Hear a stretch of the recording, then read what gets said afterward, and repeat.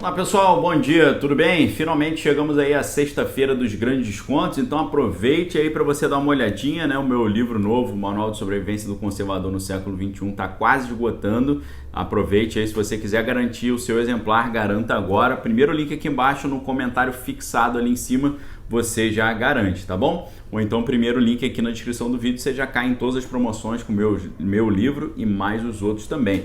Vale a pena aproveitar, tá bom? Pessoal, lá nos Estados Unidos o negócio está em várias frentes, né? O negócio está se abrindo assim, vários caminhos de mudança e é muito importante você ficar ligado para você entender que pé que isso tá, porque se depender de se informar pelo grande noticiário, a gente fica no escuro completamente, tá bom? Lá nos Estados Unidos nós tivemos ontem o Thanksgiving, né, que é o Dia de Ação de Graças, e muitos conservadores americanos estavam comemorando ali algumas vitórias que eles tiveram nesse grande imbróglio aí, esse grande celeuma, nessa grande disputa que a gente está vendo. O pessoal estava comemorando, né, que a certificação na Pensilvânia, um juiz ordenou que ela fosse segurada. No Wisconsin também tiveram ali algumas vitórias. Em Nevada, né, já foi agendada uma audiência de provas, né, audiência evidenciária. Na Geórgia também eles aprovaram ali uma revisão também no processo. Ontem a advogada americana Sidney Powell, ela entrou com os processos no Michigan e na Geórgia, e a apelação do advogado Lin Wood está indo lá para o 11º circuito, né? Lembrando que esses circuitos americanos foram recentemente designados diretamente para os juízes da Suprema Corte Americana, e curiosamente nos estados ali onde está tendo as maiores disputas foram designados os juízes conservadores, tá? Incluindo a Amy Coney Barrett. Lembrando que ontem também nós tivemos uma grande vitória na Suprema Corte, uma grande vitória para os conservadores, porque a Suprema Corte negou um pedido lá do governo de Nova York para estender as medidas da crise sanitária, então, principalmente com relação aos grupos religiosos, às reuniões religiosas, né? Então a Suprema Corte disse que isso ia de encontro, né? Ou seja, contrariamente ao que estabelece a Constituição americana, e numa decisão de 5-3 decidiram que não seria autorizada esse aumento das restrições às reuniões religiosas, tá? Então, uma mudança aí, o pessoal está bem preocupado porque é uma mudança de estilo, de posição, de postura da Corte Suprema Americana, agora seguindo uma linha mais conservadora. Foi uma votação que foi 5-3, 5-4, 5 votaram contrárias às restrições e 4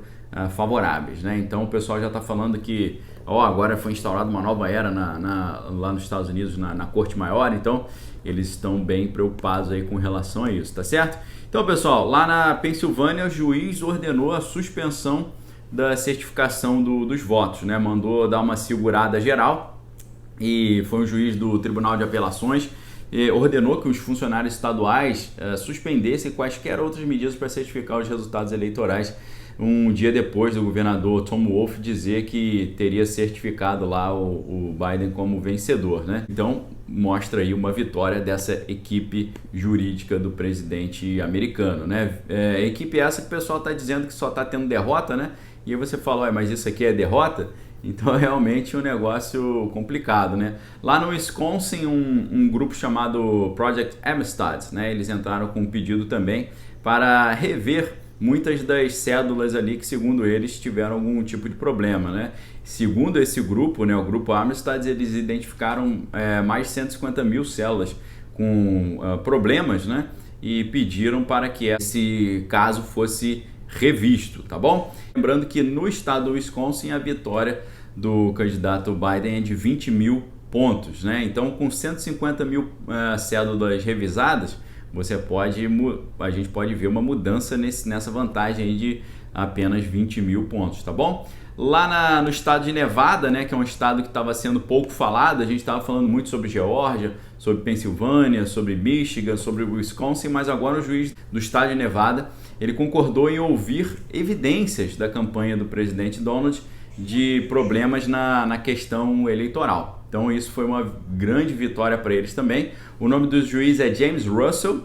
do primeiro Tribunal Distrital Judicial e ele marcou essa audiência chamada audiência probatória ou evidentiary hearing, né, a audiência de evidências, para o dia 3 de dezembro, tá? Na qual até 15 testemunhas podem ser ouvidas, disse o juiz James Russell, tá bom? Então, dia 3 aí, semana que vem, a gente vai ver uma audiência importante, tá? Lá nos Estados Unidos, então, tem essa questão das audiências, né? Ontem nós tivemos na Pensilvânia uma audiência pública, né? Uma audiência ali para ouvir a população e ouvir os advogados do presidente Donald, né? Mas a audiência de provas, o que acontece, né? O que é uma audiência de provas? Antes da audiência de provas, o tribunal ele realiza uma conferência de acordo.